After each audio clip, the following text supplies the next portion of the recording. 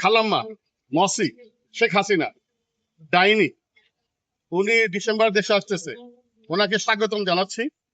ওনার জন্য সেই 11 শিখের যে ঘর সেটাকে মেরামত করা হয়েছে। তো আমাদের বেগম খালেদা জিয়ার মতো থাকবে না, তার সাথে উন্নত জেল তাকে দেওয়া হবে। এবং ঘি মাখানো রশি, নতুন রশি পাকায় রাখা হয়েছে ওনার জন্য, ওনার যেন কোনো রকম কষ্ট না হয়। আসলে ওনার গলায় পরাই দেবো এটা, যে সমস্যা জুলাই সনদ বাস্তবায়ন, গণভোট বাস্তবায়ন, এটা একটা বিরাট সমস্যা। এই সমস্যাকে সমাধান করলে দেশের মধ্যে দেশের লোক শান্ত থাকবে, দেশ ভালো হবে।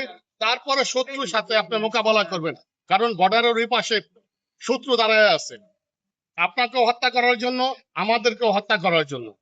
ওনাকে জলদি ভারত সরকারকে বলবো, সুরেন্দ্র অধিকারী, আপনার কি বলেন নাম জানেন এটা? সুরেন্দ্র অধিকারী, শুভেন্দ্র গাধা কোন জায়গার, ওই গাদার মসি লাগে, ওই গাদার মসিরে আর মাকে, মা বরিশালে জমি আছে, জমি দিয়ে দেবো, মাকে পাঠাইতে যেন দেয়, আর মসিকে যেন পাঠাই দেয়, খালামণিকে।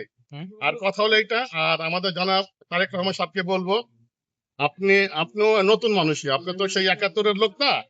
তো নতুন বাংলাদেশের জন্য আপনাকে নতুন চিন্তা ভাবনা করতে হবে, নতুন লোকের সাথে, ইয়াং জেনারেশনের সাথে আপনার কথা বলতে হবে। তারা কি চায়? যদিও বিরোধী দলের নেতা ডক্টর শফিকুর রহমান সাহেব, উনি বয়স্ক লোক, কিন্তু ওনার মন মানসিক আপনাদের মতনই। ওনার সাথে বৈশা আপনি দেশের একটা ভালো ভালো কিছু করার চেষ্টা করেন। আপনার আশেপাশে যারা আছে, আপনার আম্মা যেন বলে গেছে, বাবা এদের কথা শুনিস না, এদের সবাই না, এদের মধ্যে বেশিরভাগ আছে খারাপ। এরা যখন টাকা পয়সা কামায় পালায় চলে যাবে, আপনি পড়বেন বিপদে। আমরা আপনাকে চাই, খুব ভালোবাসি। আপনি একে তো রাত যাপন করবেন না, যেটা অলি আহমেদ সাহেব বলছে, ঢাকার বাইরে রাত যাপন করবেন না, সতর্ক থাকবেন, দেশটাকে ভালো করেন। দেশের প্রতি আপনার মহব্বত আছে, আপনার মায়ের ছিল, বাবার ছিল, আপনারও আছে। এই দেশটাকে ভালো করার চেষ্টা করেন, আপনি আপনার বুদ্ধি খাটান। আর এই দেশের মধ্যে যে সমস্যা আছে, একটা যে সমস্যা জুলাই সনদ বাস্তবায়ন, গণভোট বাস্তবায়ন, এটা একটা বিরাট সমস্যা। এই সমস্যাকে সমাধান করলে দেশের মধ্যে দেশের লোক শান্ত থাকবে, দেশ ভালো হবে।